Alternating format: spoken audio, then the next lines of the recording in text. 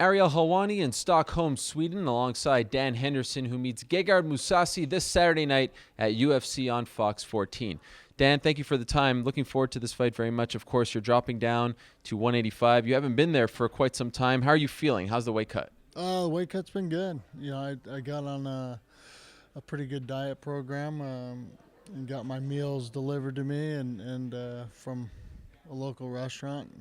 So just having the eat at home thing was my energy level's been great, and I haven't felt nearly as worn out this camp. So How long have you been here? I got here about a week ahead of time. So what are you doing with those meals while you're here? Who's cooking for you? Nobody's cooking for me here, but I'm just, continuing to eat healthy and mostly salads and chickens while I'm here. And the last week's usually the week where you're trimming off most of the weight. So we're around 24 hours or so before the weigh-ins. How much you weigh right now? I'm probably about 9 over right now. Okay. That's nothing for you, right? No, that's not too bad. So this event kind of feels like the old days for you, right? It's like an old Saitama Super Arena show. Big stadium, 30,000 people. Are you excited about that, just being in a big show, or do you not even care if you're in front of 30,000 or 30 people? Obviously, I think the bigger the crowd, the more energy there is in there. But it's the same octagon in there, and that's kind of what I'm focused on. Fight night is what's going on in the octagon and what the other guy's going to be doing. So I'm excited to feel that energy and experience that. But it all comes down to it's the same octagon. And I imagine, correct me if I'm wrong, that you'd rather be fighting in Pechanga as opposed to Stockholm, that far away from California, right? Yeah, 5 minutes from home would be nicer. But it's I've been over here a number of times in the past for wrestling a long time ago and wrestled over here, and I was excited to kind of be able to fight over here. Not so excited that it's January over here, but Stockholm's a beautiful city and the people are great. Did you ever think way back when that you'd be fighting into your mid-40s? Was that always part of the plan? Competing? No, that was never part of the plan. I didn't think I was going to be too far into my 30s competing, and here I am, 44. But, my body feels good, and that's the biggest thing is if I'm capable of doing something, it doesn't matter how old I am. So what do you think the secret has been to your longevity? I think a lot of it is just training smart and not beating myself up where I shouldn't be, and learning to listen to your body is a big thing as well. Do you feel the effects of them taking away the TRT? Do you feel like that has hurt you? You were the first guy to have it, and then it turned into a whole big mess. Now you can't use it. Do you feel that? Yeah, I don't know. I don't really focus too much on things like that, and I didn't really notice a big difference. Probably the biggest difference I've felt in with my body is this training camp having such healthy food and having somebody prepare those the right way. And of course, you've had a long layoff. You last fought in May. They made you come back, or at least they offered you that fight against DC. 2 months after your win over Shogun. In hindsight, do you regret taking the fight? Do you think it was too soon after the Shogun fight? Yeah, it probably was too soon, and but I don't regret it. I accepted that fight, and it wasn't that.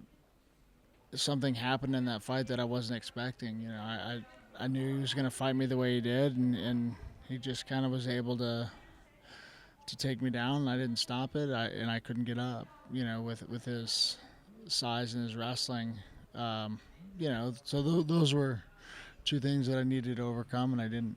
Is that a tough fight for you to watch again? Because we've never seen you get dominated like that before. It was somewhat shocking to see. Of course, we knew what he wanted to do, but it was different. Is it tough for you to watch? No, it wasn't tough to watch. I mean, it was. I didn't get beat up in a way that he was, just making my face a bloody pulp. He just really controlled me real well and did a good job in the fight because of that. And he dominated me wrestling is what it came down to. So it wasn't tough to watch, but obviously it was. I was supposed to be able to stop those takedowns better. So after that fight, did you know right away that your days of fighting at 205 were over? Even before that, I had told Dana that I was wanting to go down to 185. So, and I took that fight anyway, and so I figured I'd be fighting at 185.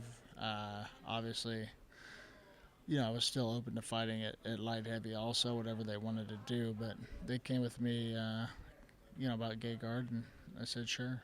And the last time you fought in the UFC middleweight division, you knocked out Michael Bisping, perhaps one of your most memorable knockouts, at least in the UFC, right? And I know you've had some great ones along the way. And now your logo is that punch, right? Or at least I saw it. Or no more? No, it is some of that's on my shorts too. Yeah. Who came up with that? One of the guys at my gym that I've known for a long time kind of designed that a little bit based on that. You've always had great logos, but are you bummed that soon you won't be able to wear them because of the Reebok deal? Yeah, I don't know exactly what's going to happen with the Reebok thing, and I'm not worried about it right now until I learn more about it. Way back when you trained with Gegard, he came to Team Quest. Do you remember those sessions? Have you been thinking about them, drawing upon those memories as you prepare for this fight? Yeah, he came in for a day or two for, it's something we did with Strikeforce, and I get more from watching his fights than that. We kind of grappled around a little bit, wrestled a little bit, and that was it. So no, I don't really get much from that, but I know that he's a tough guy. He's well-rounded, and I have to make sure that I follow my game plan. He's been up and down in the UFC. Any specific reason why, in your opinion? Anything can happen in fights. It depends on the matchups, and beyond that, I don't know. I don't know what's going through his head mentally. He I hope he's there 100% for this fight. What's the key to beating him, in your opinion? Key to beating him is just not stay on the outside with him. Make him fight me and get in there where I can land some punches and possibly put him on his back as well. And of course, at this point, you don't have anything to prove to anyone. But in a weird way, because of how the last few fights have gone, do you feel like you have to make a statement out there to prove to everyone that you're still very much a player in this sport? Yeah, that'll definitely help. But I mean, it's not a necessity. But yeah, I'm planning on just being back down at middleweight. I'd like to have a decisive win. But you don't feel like it's do or die? No, I never feel like it's do or die for me. Because I'm not going anywhere, win or lose. But it's just not in my head that I'm going to lose, and I'm pretty confident that I can get out there and get it done the way I want it.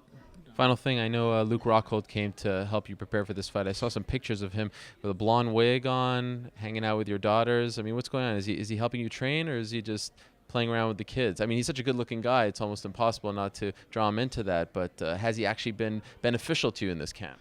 Yeah, I had him and Nick Catone out. And Luke has, he's longer, he's taller, body type, similar to Gegard, and kicks a lot, and he's got a lot of similarities. So it was good to have him out and to kind of get the game plan ironed out, exactly what I want to do in the fight, and yeah, our daughters got a hold of him and give him a makeover basically. Do they watch your fights? Yeah, absolutely. You're okay with them watching live?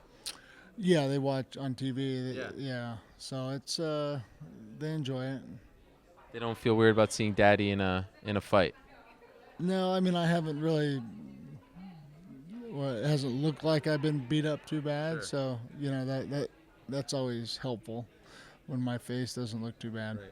Well, hopefully that continues for you on Saturday night. Wish you the best of luck. Thank you for the time as always. All right. Well, thanks. Thank you.